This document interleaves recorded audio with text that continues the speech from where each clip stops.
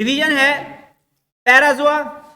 Parazoa के अंदर multi cellular, जाहिर है एनिमल्स हैं तो मल्टी सेलुलर होंगे, एसिमेट्रिकल ऑर्गेनिजम्स हैं जिनकी बॉडी में कोई अरेंजमेंट प्रॉपर तरतीब नहीं होती और इनके अंदर प्रॉपर टिश्यूज भी नहीं पाए जाते।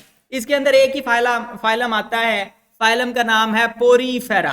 पोरीफेरा का मतलब है पोरी, पोर, फेरा का मतलब बियरिंग, फर का वर्ड पहले भी कोनीफर और इस तरह के अल्फाज हम इस्तेमाल कर चुके हैं। तो पोरीफेरा, पोर बियरिंग एनिमल्स, ऐसे एनिमल्स जिनकी बॉडी में पोर्स होते हैं, सुराख होते हैं। कॉमन नेम इनका स्पंज है, ठीक है। स्पंज आपने वो प्लास्टिक की स्पंज भी देखी हुई है जिसे आप बर्तन धोते हैं, तो वो आपने देखी हुई है, तो उसके अंदर आपने देखा है कि बहुत सारे छोटे छोटे से सुराख होते हैं, ठीक है। तो बेसिकली उस प्लास्टिक के फोम को स्पंज क्यों कहते हैं, उनको इन एनिमल्स के नाम पे स्पंज कहते हैं, क्योंकि साहिली इलाकों में पानी से स्पंज निकाल के उसको बर्तन धोने के लिए इस्तेमाल किया जाता था, तो उनको स्पंज पहले से पुराना नाम है, तो अब वो प्लास्टिक से आपने बनाना शुरू कर दी तो उसको भी आपने स्पंज ही कहना शुरू कर दिया, ठीक है। तो कॉमन नेम स्पंज है।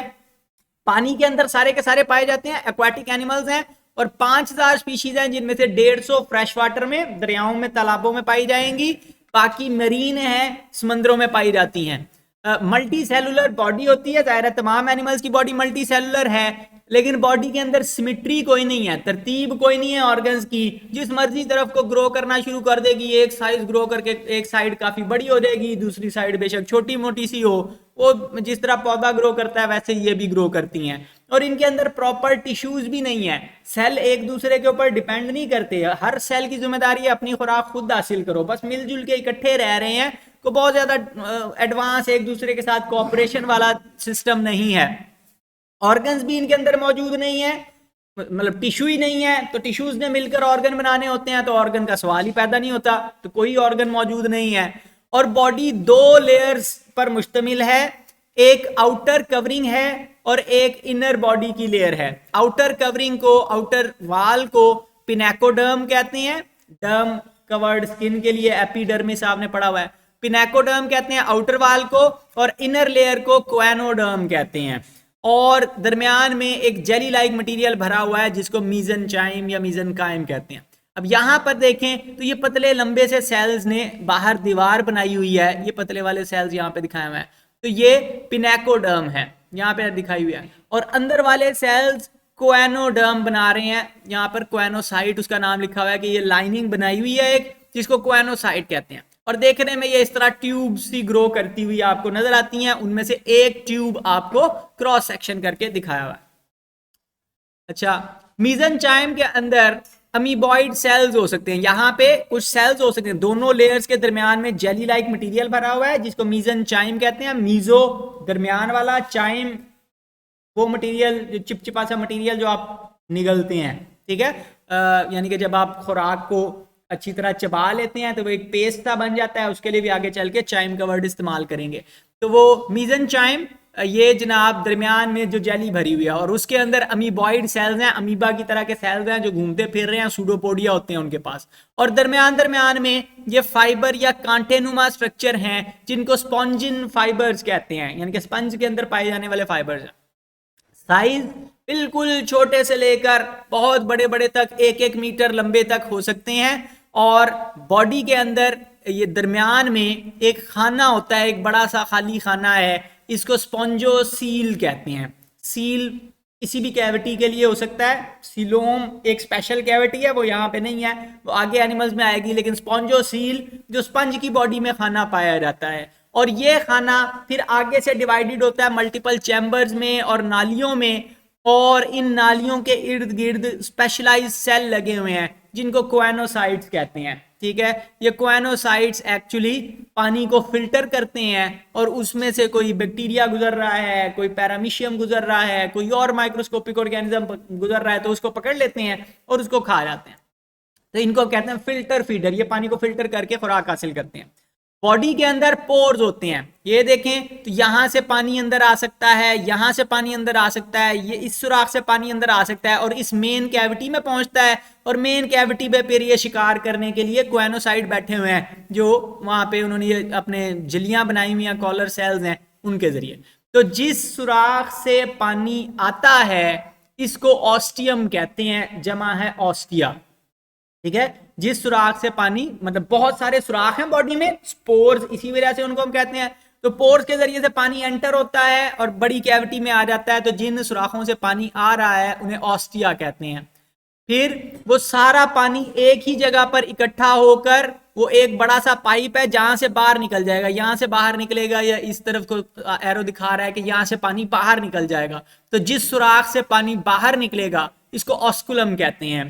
ठीक है, रेस्पिरेटरी सिस्टम मौजूद नहीं है क्योंकि टिश्यूज ही मौजूद नहीं है, तो रेस्पिरेटरी सिस्टम, ऑर्गन बनाना और ऑर्गन सिस्टम तो बड़ी दूर की बात है।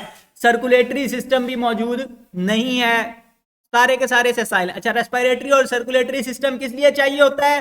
बेसिकली चाहिए होता है कि ऑक्सीजन को एब्जॉर्ब करें, ऑक्सीजन बॉडी के अंदर वाले सेल्स में पहुंचाएं। अब यहां पे आप देखें तो इन सेल्स के बाहर क्या है, ये जो आउटर बॉडी वाल है उसके बाहर क्या होगा? पानी होगा। और ये जो अंदर वाले सेल्स हैं इनके अंदर क्या होगा? पानी होगा। तो दोनों सेल्स पानी के साथ साथ हैं, पानी से ऑक्सीजन एब्जॉर्ब करनी है, पानी को कार्बन डाइऑक्साइड देनी है। तो किसी रेस्पिरेटरी सिस्टम, किसी सर्कुलेटरी सिस्टम की जरूरत नहीं है क्योंकि दोनों सेल्स के साथ साथ पानी है।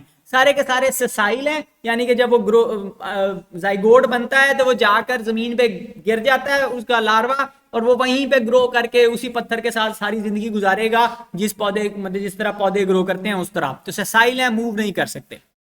अच्छा, इनके पास बड़े स्पेशलाइज सेल्स हैं जिनको हम कॉलर सेल्स कहते हैं।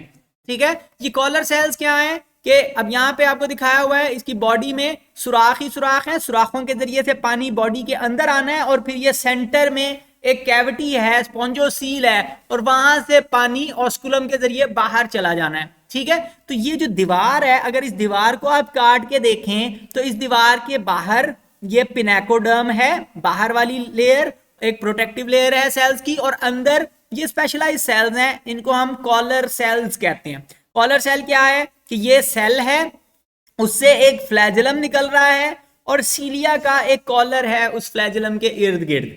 ठीक है, तो सीलिया बीट कर रहे होते हैं इस तरह, जब वो इस तरह मूव कर रहे हैं तो उसकी वजह से पानी उस तरफ आएगा, और फिर इस झिल्ली के अंदर ये जो सीलियां हैं, ये एक वो जाली सी बनी हुई है, उस जाली के अंदर फिर कोई बैक्टीरियम या कोई पैरामीशियम या कोई अमीबा फंस जाएगा और उसको ये खा जाएंगे, एंडोसाइटोसिस कर लेंगे उसकी। ठीक है, तो ये कॉलर सेल्स हैं, और इनकी खास बात ये है कि इसी तरह का एक ऑर्गेनिज्म आपने चैप्टर नंबर 7 में भी पढ़ा हुआ है।